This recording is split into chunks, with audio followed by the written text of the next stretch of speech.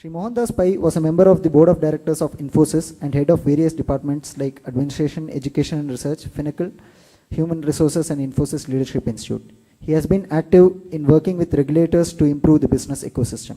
He has a keen interest in improving literacy across the country, mainly primary education. In 2000, he, along with others, founded the Akshaya Patra Foundation, Bangalore, to start a midday meal program for school children.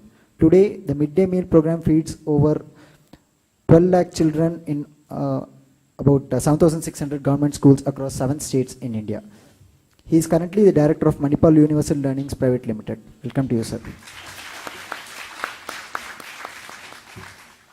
It might surprise many of you to know that in 1750, India and China made up 45, sorry.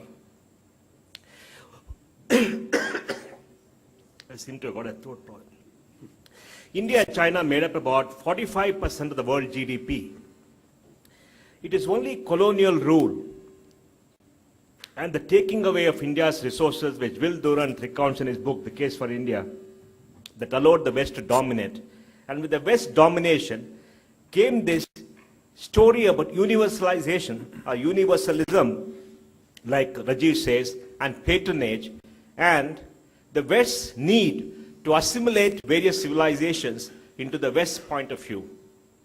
And today, as we stand here in this decade, we're going to see an extraordinary event happen in this decade. The world GDP today is about $60 trillion. The United States is 15, Europe is 15, Japan is 5, the rest of the emerging markets about 25. With China and India growing at 7 to 9%, this decade will see, after about 260 years, the rise of the emerging markets overtaking the OECD. And that means that in this year, in this decade, the entire emerging markets, the countries outside the OECD, will have a larger GDP than the OECD. OECD is essentially Europe and America. And the decade following this decade, 2020, 2030, we're going to see the share of the emerging markets double again based upon economic growth. And this means the balance of economic power is going to change. And India is already the third largest economy in terms of PPP, but India will be the third largest economy in nominal terms, possibly in 20 years. The old domination of the West, by their ascent on the Western way of life, Western philosophy, and the Western view of things over the East and over the rest of the world, and the spirit of unilateral activism that they had is coming to an end in economic terms.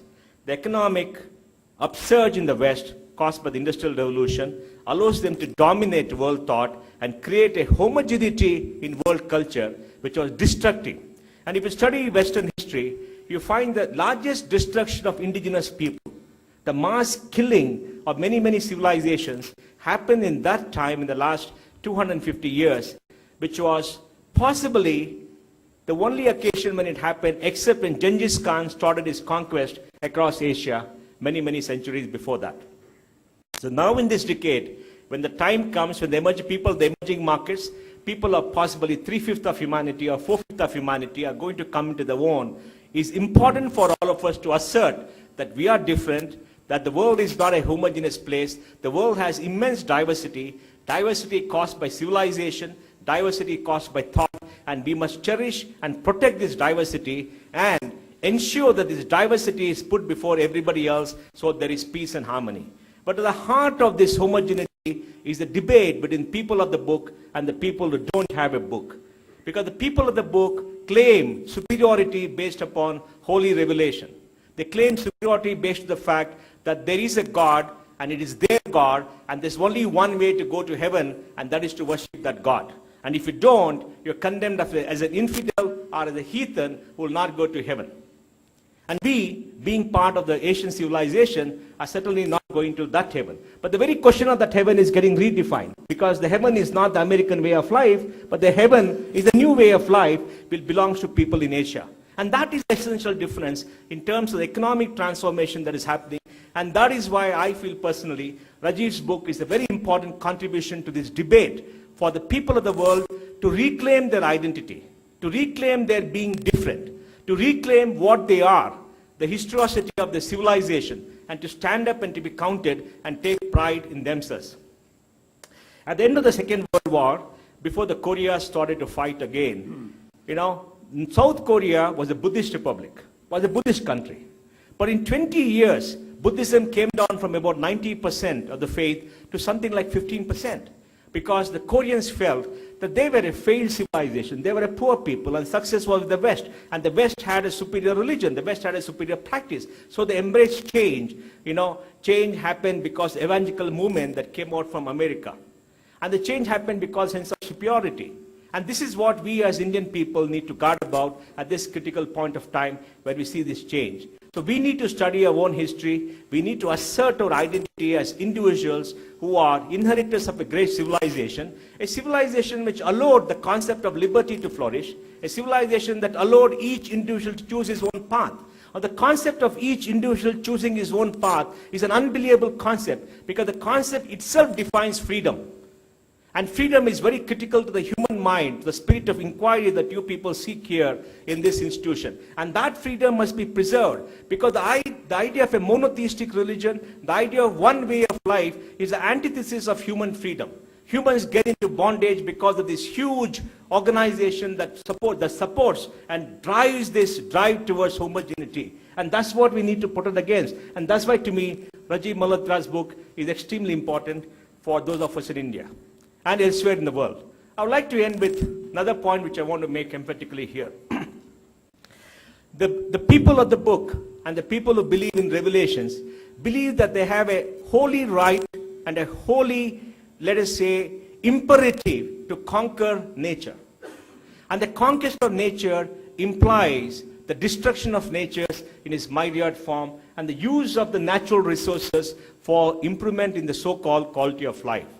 And the destructive ability of this drive to conquer and the feeling that they are born to conquer, they have a divine right to conquer and they cannot go wrong, has led to many wars. We have seen that, has led to slavery. We have seen that, has led to colonial domination and the white man's burden. We have seen that. But it's leading to another dangerous consequences. An attack on the planet, an attack on natural resources, an attack on what nature has given us. Now, in our Dharmic civilization and in Indic civilization, I would like to believe that we have to live at harmony with nature, respecting the right of every single item of iota of life, whether it's a plant or an animal origin or whatever it is, to survive and to grow, because we believe everything has a right to live, because we believe in the diversity of life.